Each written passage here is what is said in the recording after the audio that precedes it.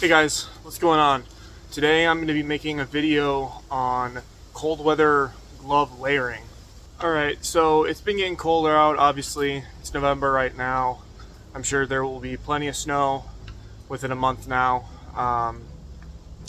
And with that comes a whole nother set of problems. One of that, staying warm. Being cold in itself is absolutely a killer, not just of your morale, but of you yourself. So you have to keep yourself warm and keep yourself from getting hypothermia and other cold weather related injuries when it starts getting cold like it's going to.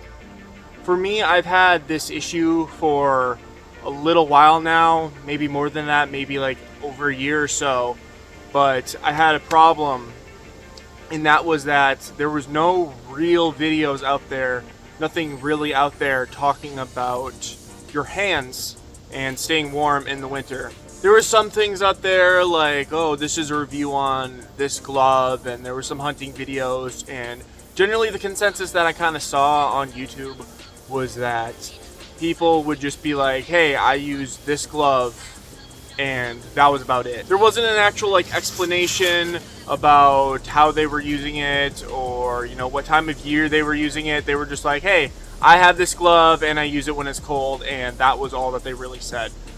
So a lot of people were talking about the pig cold weather glove, and I went and I looked into it, and it was kind of disappointing. It kind of just seemed like most of the ones that they were going over, I know there's like a couple or whatever, was just kind of this thin flat range glove. Maybe it has a little bit of insulation, but it's going to tear pretty easy and it's going to soak through. There was nothing about really talking about a field glove other than, hey, I use these issued mitts. That was pretty much all I saw. Another video I watched that wasn't about the pig weather gloves, but was by Grunt Proof, and he made this video on these Solnack Swedish gloves, and they have a zipper on the trigger finger. And I was going to look into those, but I couldn't find them. And also the problem with there being that zipper there is that zippers are not waterproof, and that was a big thing that I needed. So it wasn't just about being warm, but it was also about being dry. I remember being young and going deer hunting and having, giant coat on, giant, pants on, but my hands always froze, so I just used hand warmers. The problem with hand warmers, of course, is that you're going to run out of hand warmers, and then what are you gonna do? So when I came to a problem that I couldn't really figure out, I did what I always do, and I asked around. And someone actually reached out to me. I don't remember his name. It was over a year ago, but he pretty much explained this concept to me. He pretty much gave me the idea of layering your hands the same way that you layer your body in cold weather.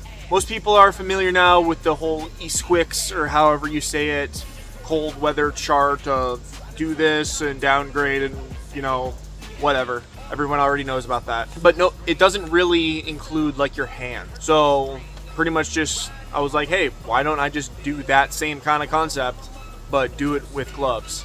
So this guy reached out to me, and he's like, hey, I use these whatever leather gloves. They were $100 or something. I don't remember. Something really Gucci. And he was basically like, I use these gloves for when it's cold. I use this leather outer shell, and then when it gets a little nippier out, I take my wool glove liners and I put them on and put the leather gloves on top of them. And that really got me thinking. I'm like, wow, that's a great idea.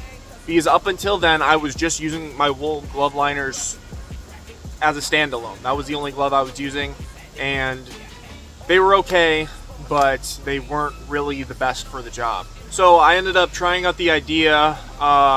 I just used my wool glove liners, and then I used my fast fits, and that went south pretty quick once my fast fits soaked through, and then it was kind of all over. But I really stuck with the whole leather outer shell idea, and this is what I came up with. So this right here, these are my USGI wool glove liners, okay? These are what I've used as a standalone. They're kind of warm. They usually do the job relatively okay if I'm doing a lot of moving. But again, what I was talking about, the whole leather outer shell thing, These are the Outdoor Research Outpost Sensor Pros. These are essentially just like the same gloves that Outdoor Research made, the Convoy sensors, but they have a little longer of a neck on them. So with the fast fits, you can tell that they kind of only go about to there on my wrist. But with these, they go all the way down there, keeping snow out, keeping the wetness out. So, of course, you're going to have to take off the fast fits at one point because the fast fits are really bad with water. They really like to soak it up. So the first shell of this glove is 94% polyester and 6% spandex. The second shell of it is 55% nylon and 45% polyethylene. And the third shell of this glove is 100% goat leather. It's a leather glove that has some nylon with it. But the thing that I like about this glove is the inside of this glove is completely lined with Gore-Tex. Meaning, yes, this nylon does soak, but your hands stay completely dry due to the Gore-Tex lining of it. This is why I really like these gloves. They've been good to me thus far. I'm not going to say that they're the perfect glove. I'm just going to say that this is what I'm running right now, and this is what I recommend right now. And I have not had any issues with it yet, other than the sizing being kind of weird. I'm going to tell you right now, the fingers on this glove are a little wonky, and I don't really understand why. So the trigger finger of this glove is the best fitting finger of the entire glove, thankfully. But the other ones are kind of baggy, which is kind of weird, but it's okay. I bought mine in a size a little larger so I can apply this concept of taking the wool glove liners and using them in addition to the leather gloves. The leather gloves are warm by themselves, but adding this wool glove liner definitely helps. Typically, I only use the leather gloves though, unless it gets pretty cold, which I'm going to try out this winter when it starts getting really cold. But thus far, I've only had to use the leather glove. So essentially, the layering system is this. So the leather gloves keep my hands warm and they keep them dry. And when I need my hands warm and dry and a little warmer, I'll throw in the glove liners. If I'm going to be moving, I'm going to take the glove liners off because it's just going to get too hot. It is more difficult to shoot when you have the glove liners with the leather gloves, but honestly, it's better than your hands just freezing. I don't really have an issue at all shooting with the leather gloves. In itself, I've been able to shoot just fine with the leather gloves. Even if they are more padded than like the fast fits, I haven't had an issue with it. So that's layer 1 and 2 of gloves. Now I want to get on to layer 3. These are the ECW mitts, or the ECW mittens. They are full fingers, they're not trigger finger gloves, and I'm pretty sure they were issued to the Marines when they went to Sweden and Norway. These gloves have an outer Gore-Tex shell, and inside them they also have this Gore-Tex soft liner in them. Inside of the shell has this soft warm material in it. If you've been watching me for a while, you may have noticed that these are the same mitts that I used in my bunny party drill. And my bunny party drill pretty much explains the concept of using them. So this is the inner layer, and it just velcros right into the outer shell right here. They have these shock cord strings right here with a lock cord here. This is for tightening it around your wrist. And then right here, this is the kind of drawstring, I guess. And this is what attaches this to your hands.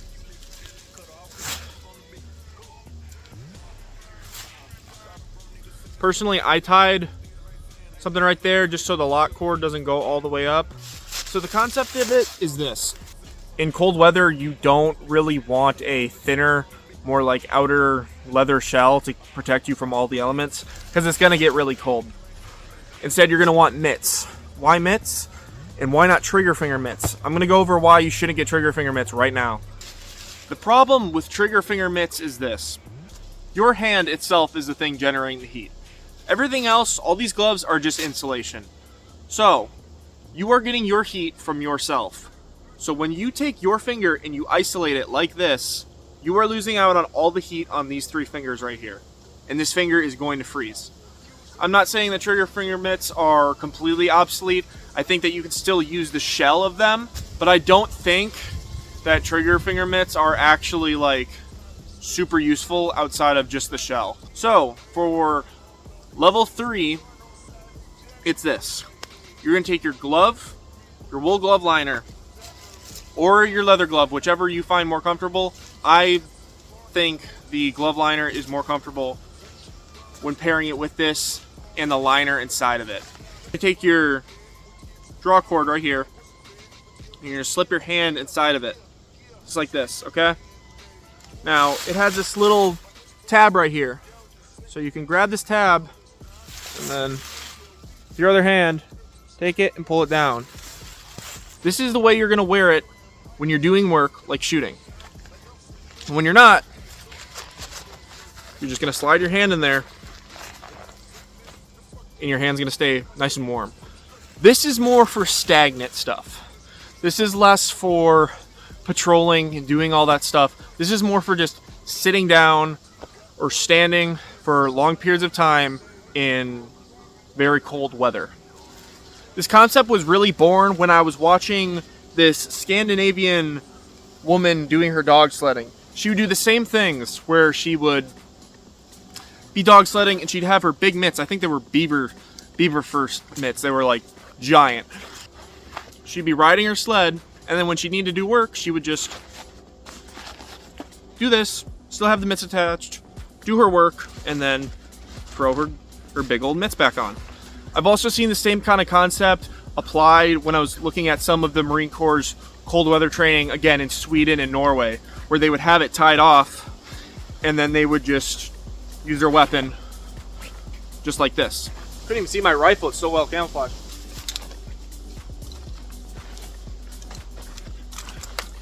Alright, so this is the exact same concept that I did in the bunny party drill. I'm patrolling in extreme cold weather, or I'm just sitting and I'm watching, and I'm like, oh no, I see something.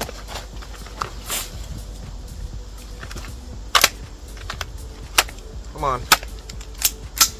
I can manipulate my weapon all the same. So, it's a great concept. It's a great way to keep your hands warm. But yes, it is harder with the wool glove liners because it's much more slippery. Everything is more slippery, which is why I generally prefer to use the leather gloves instead. But personally, I find it easier and more comfortable to use the wool glove liners paired with the mitts.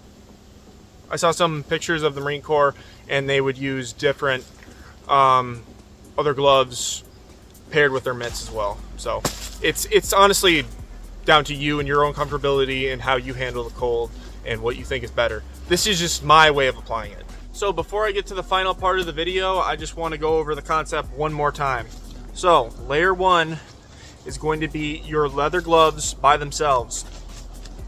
This is for working in colder and wetter climates. This is for kind of doing work like shooting and manipulating things with your hands, but you still want to keep your hands warm and you want to keep your hands dry. Layer 2 is using the wool glove liners with the leather gloves. The wool by itself is water resistant and it's going to provide that extra warmth to your already warm leather gloves. This is for operating in colder climates, but you know, it's a little nippier and you know, you want that extra warmth. This is not really for moving. This is just for, you know, pulling security or being stagnant in a spot and you want to keep your hands warm, but you also want to be able to manipulate your weapon if need be.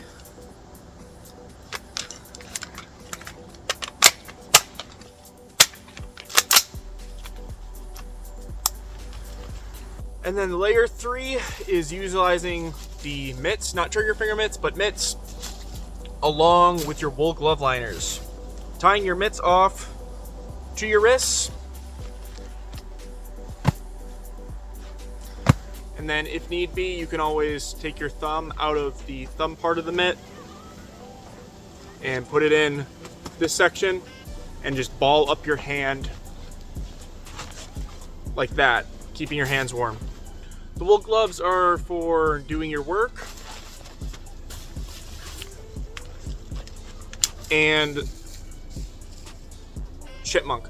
And the string here is what's gonna keep the mitts close to you, and I prefer to tie it closer to the mitt so it isn't flopping around as much as well. So yeah, that's the 3 layers of gloves pretty much. Now for this last part, I want to talk about something else you might have considered. Hand muffs. This is the Herblaze stock one, and this is just a hunting one. It's by Huntworth. I don't know, I've had it forever. And this is something you might also want to consider. I used the Herblaze stock one a little bit last year, but it just kind of was a little disappointing. If I'm being honest, I feel like it didn't really do much warmth wise. I didn't really feel like it insulated me very well. I feel like it did something when I wasn't wearing gloves and I'd shove my hands inside. Also, these chipmunks are like going brazy over here. But like it would be okay, and like if I didn't have gloves on, it'd like warm up my hands. It'd be pretty nice. But like if I had gloves, I feel like it really didn't do anything, honestly, besides maybe keep the wind out. Note that the Herblaze stock is small, which is good because it's lightweight, and it actually velcros right onto